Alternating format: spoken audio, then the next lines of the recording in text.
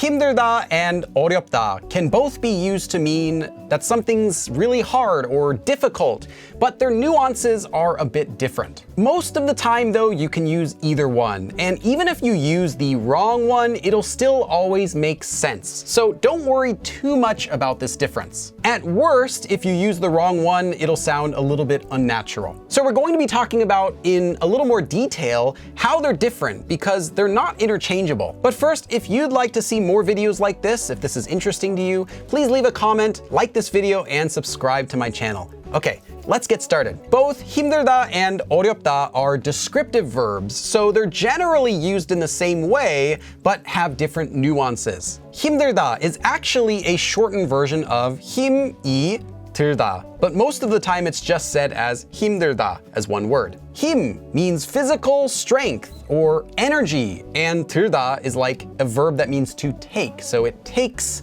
energy or it takes physical strength. So anything that's physically exhausting to you, anything that really takes away your physical strength or your energy, that is 힘들다, not 어렵다. For example, running a marathon is 힘들다, or studying all night for a test is 힘들다. And the key point to take away from this is 힘, again, physical strength or energy. An example would be something like 너무 더워서, because it's too hot outside, the weather's too hot, 너무 더워서 힘들어요. It takes a lot of my physical strength, it takes a lot of my energy. It's really hard, it's really difficult because it's so hot. Next, we have 어렵다. 어렵다 doesn't have anything to do with physical strength or energy. 어렵다 is when something is difficult because it itself is difficult. It's because of its complexity that it's difficult, not because of how much physical strength it requires to do. So this would be something like learning a new skill or maybe trying to drive when you're not very good at it. So you can say something like this. 서울에서 운전하기 어려워요. So it's difficult to drive in Seoul. By saying this though, you're not saying that driving causes you physical stress or it takes away your energy to do.